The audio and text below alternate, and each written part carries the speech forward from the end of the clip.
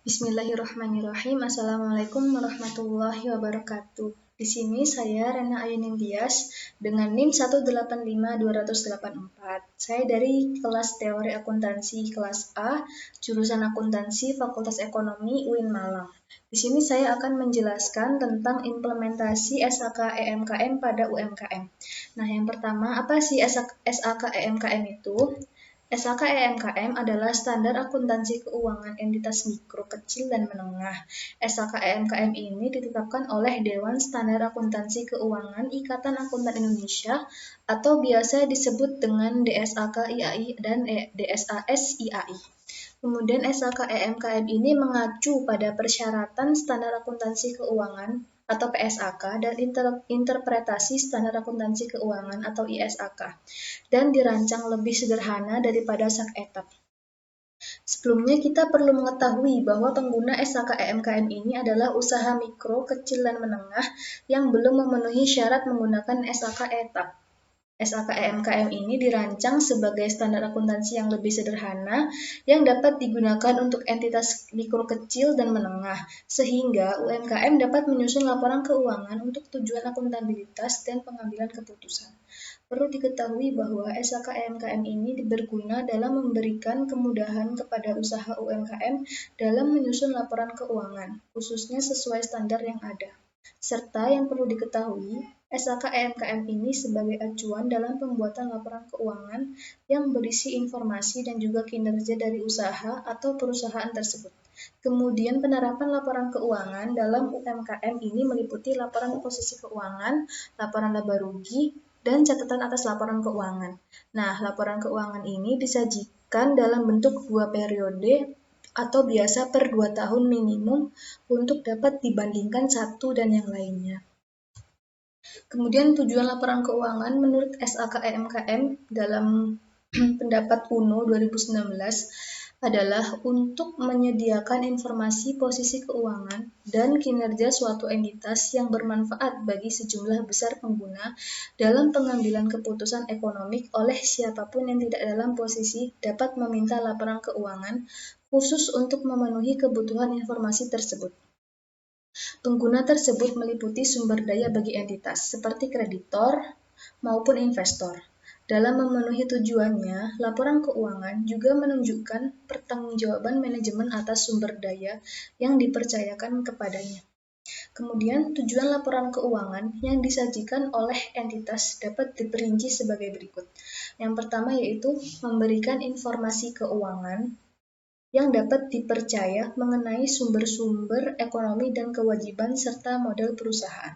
Yang kedua yaitu memberikan informasi yang dapat dipercaya mengenai perubahan sumber-sumber ekonomi perusahaan yang timbul dalam aktivitas usaha demi memperoleh laba. Kemudian yang ketiga yaitu untuk memberikan informasi keuangan yang membantu para pemakai laporan untuk mengestimasi potensi perusahaan dalam menghasilkan laba masa depan. Kemudian yang terakhir yaitu untuk memberikan informasi keuangan yang membantu para pemakai laporan ketika mengestimasi potensi perusahaan dalam menghasilkan laba. Kemudian setelah membahas tentang SAK EMKM, sekarang kita akan membahas UMKM lebih rinci. Nah, apa sih UMKM ini? UMKM yaitu usaha mikro kecil dan menengah atau disebut sebagai EMKM atau entitas mikro kecil dan menengah, yaitu merupakan usaha yang dijalankan oleh individu, rumah tangga, ataupun badan usaha dalam ukuran kecil. Kemudian kriteria UMKM menurut Undang-Undang Nomor 20 Tahun 2008 menyatakan ada klasifikasi menjadi 3, yaitu usaha mikro, usaha kecil, dan usaha menengah. Berdasarkan aset, usaha mikro itu maksimal 50 juta. Usaha kecil 50 juta sampai dengan 500 juta, dan usaha menengah 500 juta sampai dengan 10 miliar. Sedangkan berdasarkan hasil penjualan, usaha mikro itu maksimal 300 juta, usaha kecil 300 juta sampai dengan 2,5 miliar, dan usaha menengah 2,5 miliar sampai dengan 50 juta. Itu semua tidak termasuk tanah dan bangunan.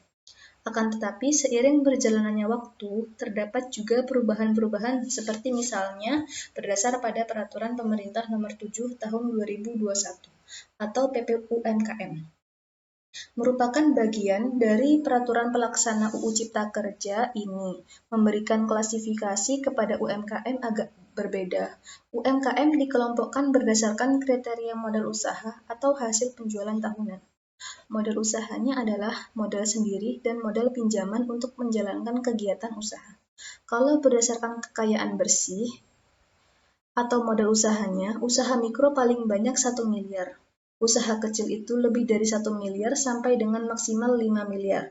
Dan usaha menengah lebih dari 5 miliar sampai maksimal 10 miliar. Itu semua di luar tanah dan bangunan tempat usaha. Kemudian berdasarkan hasil penjualan tahunannya, usaha mikro itu maksimal 2 miliar, usaha kecil lebih dari 2 miliar sampai dengan maksimal 15 miliar, dan usaha menengah lebih dari 15 miliar sampai dengan maksimal 50 miliar. Itu terdapat perbedaan yang cukup signifikan dari sebelumnya. Keberadaan UMKM sangat membantu perekonomian Indonesia. Oleh karena itu, UMKM naik kelas sangat dicanangkan dengan berbagai program.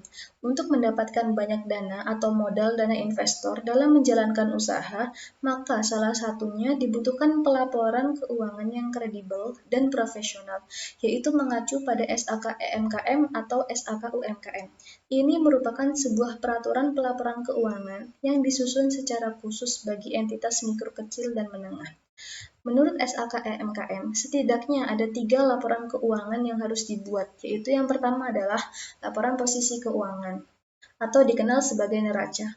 Dan yang kedua ada laporan laba rugi, kemudian yang ketiga ada CALK atau catatan atas laporan keuangan yang berisikan informasi tambahan atau rincian.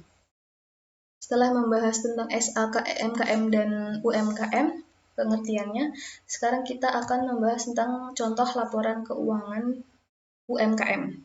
Di sini ada laporan posisi keuangan dari PT Rizky atau Neraca, biasa disebut Neraca, periode 31 Desember 2019 dan 2020. Di sini kita menghitung dalam ribuan rupiah. Yang pertama ada aset, kemudian ada liabilitas dan ekuitas. Di sini kita jumlahkan jumlah aset dan kita jumlahkan tahun 2019 jumlah aset, kemudian 2020 juga dijumlahkan, kemudian liabilitas dan ekuitas ini kita jumlahkan, maka hasilnya harus balance dengan jumlah aset yang di atas tersebut. Kemudian laporan yang berikutnya itu laporan laba rugi dari PT Rizky untuk tahun-tahun yang berakhir 31 Desember 2019 dan 2020. Di sini kita menghitung pendapatan dan beban. Pendapatan di sini dikurangi dengan beban, maka hasilnya laba atau rugi sebelum pajak penghasilan. Kemudian kita kurangi dengan beban pajak penghasilan, maka hasilnya laba atau rugi setelah pajak penghasilan. Kemudian laporan berikutnya yaitu CALK atau catatan atas laporan keuangan. Di sini periodenya yaitu berakhir 31 Desember 2019 dan 2020. Yang pertama ada umum. Entitas didirikan di Sidoarjo berdasarkan Akta Nomor 7 tanggal 1 Januari 2017 yang dibuat di hadapan Notaris SH, Notaris di Sidoarjo, dan mendapatkan persetujuan dari Menteri Hukum dan Hak Asasi Manusia Nomor 8 Tahun 2016 tanggal 31 Januari 2016. Entitas bergerak dalam bidang usaha dagang. Entitas memenuhi kriteria sebagai entitas mikro, kecil, dan menengah sesuai UU Nomor 20 Tahun 2008. Entitas berdomisili di Perumahan Tas 3 Sidoarjo. Kemudian yang kedua yaitu ikhtisar kebijakan akuntansi penting, pernyataan kepatuhan.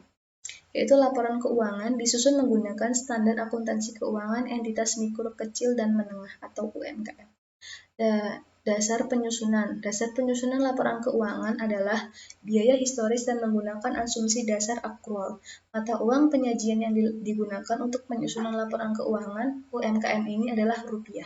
Kemudian ada piutang usaha, yaitu disajikan sebesar jumlah tagihan. Berikutnya ada persediaan. Biaya persediaan bahan baku meliputi biaya pembelian dan biaya angkut pembelian.